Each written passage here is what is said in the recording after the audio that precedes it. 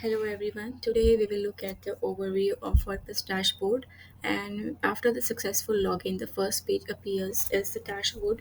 Here you can see the brief about your website, like the number of posts, number of pages and the comments if have any on your website, and you can see the last edited post and some information related to the WordPress community, like latest news and events happening around.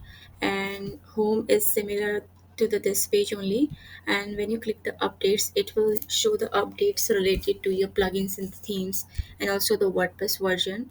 And you can go through and update all these things, but before you update anything on the website, make sure you have a backup of your website, which is a very important part. And let's move on to the post. And in the post you can manage all your posts, add a new post and manage taxonomies like categories and the tags.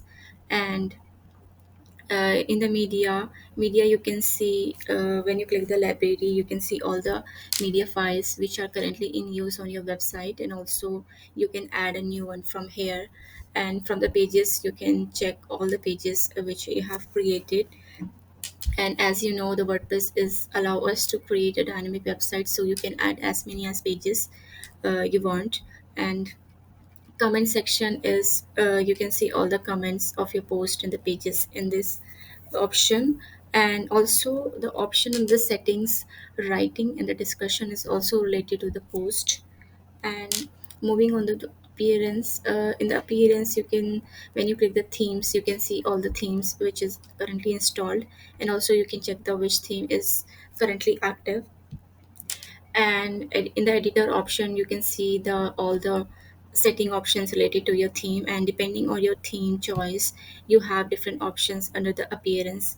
Most of the time you can see a customize option where you can see the uh, customization related to your theme, like you can upload your logo of your website, the fav icon, and also the color theme you can choose the standard and the basic color you can set up for your website. And also you can edit the footer, and the for you will have footer or header options. And in the plugins, you can see all the installed plugins you're currently using for your website, and also you can upload a new one. And when you go to the user you can manage all the users of your website and check your profile from here, update anything, any information, and also add a new user.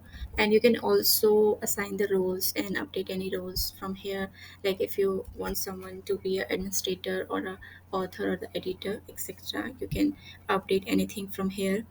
And in the tools option, you can see the import and export site health. And import and export option allows you to like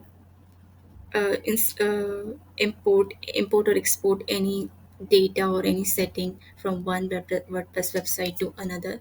It is an easy option, but make sure you configure this option properly when you're doing this. And in the site health, this is also one of the most important thing to look at. Site health gives you the idea of if there is any wrong configuration or on your website, and also you can see if any vulnerability is related to your theme files or the plugin files or any other things. You can open these tabs and look at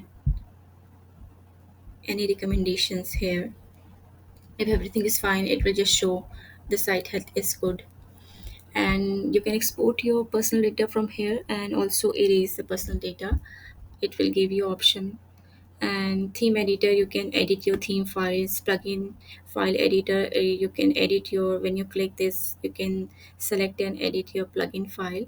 But for these two options I think it is not recommended to use or edit your files from here. I think the best option is either you use a FTP or you can do it from your cpanel.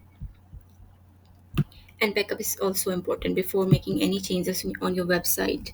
Under the settings, the first setting is the general setting where you can see the setting related to your like site URL, and you can put the site title and the tagline, and also you can set up the time zone. And writing option here, this I already like discuss this about that it is related to the post option. Definitely with each of these menus I will create a different video explaining these options in detail, and in the reading you can select your front end home page and the post page, and in the discussion you can just disable the comments on your website and enable it. You can handle these settings related to the comment section from here. And media, it will like set up a three different type of the size you want for your like the media type on your website.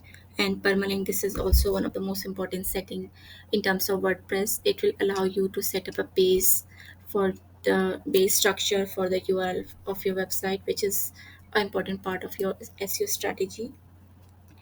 And privacy, you can see that WordPress has this default privacy policy page. Currently, if you go to all the pages, and you can see this option is in default, and you can edit this page or you can create a new one from scratch for now. And one more thing I think I forgot to mention before, that when by default you have a to plugin pre-installed with the WordPress installation. First is anti-spam and Hello Dolly. And thank you so much for this is the WordPress dashboard.